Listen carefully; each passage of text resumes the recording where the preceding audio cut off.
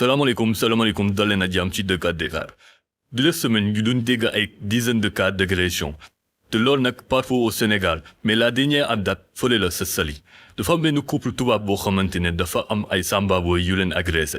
agression bi vidéo de caméra de surveillance yi filmé nañ lépp waaye premier constat bi ñu mën a def moo di cas d'agression par opportunisme la maanaam gars yi dañoo romb gis ne ñii mi sont un couple vulnérable moo war a ñu attaqué wu leen dem seetaani vidéo bi mais balaa loolu nag ñoo lay ñaan ngeen abonné nga like vidéo bi tey ngeen partagé ko sur ce mën nañ dem.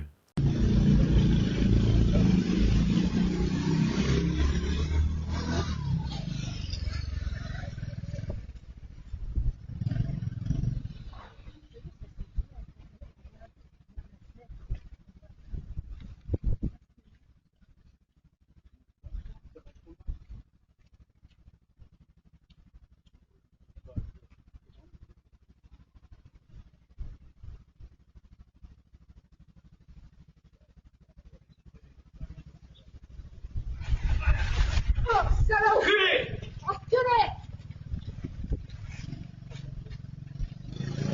Voilà! T'as vu?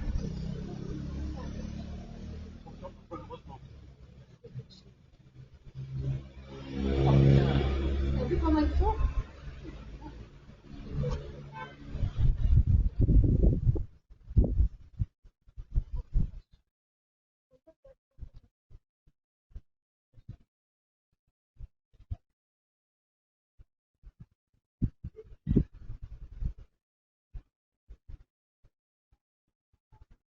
comme ni ngeen ko gisee mbir mi ni la demee affaire bi nag doon na doy waar trop waaye suñ premier jàngat seen mbir mi mu di caméra de surveillance leer na leer goo xamante ne mën nañ identifier waa ji comme ni ngeen ko gisee waa ji nii la xam naa ne day yàgg rek mais waa ji nii takk déedéet lañ ko teg loxo parce que image yi comme ni ngeen gisee leer na naaj beneen bi si topp mooy genre acte yi nii yenn image lay wane si Sénégal parce que imagine koo xamante ne dafa ñëw pour visiter dëkk bi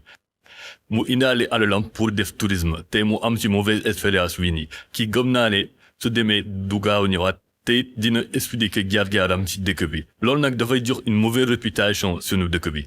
vidéo bi yaa allé voir son terme ñoo leen ñaan na ngeen partage vidéo bi ngeen like ko sur ce ñuy waxtaan suñu beneen jàngat sur Dakar Dakar.